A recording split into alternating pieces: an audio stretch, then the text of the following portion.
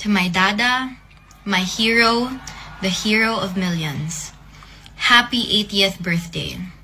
Know that you will always have me, my love, my respect, my gratitude, and most importantly, my loyalty. I will never ever turn my back on you.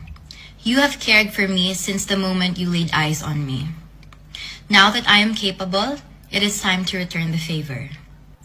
Mira and I will be waiting at home for you, where we will tell you stories about what's been going on with our lives.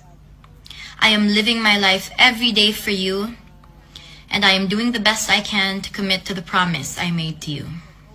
Da, kahibaw ko nga nay gisumbong si Ate Inday nimo, pero ayaw ka balaka, kay ichika ra nako tanan pag uli nimo pohon. Kahibaw na ka sa kong pasabot.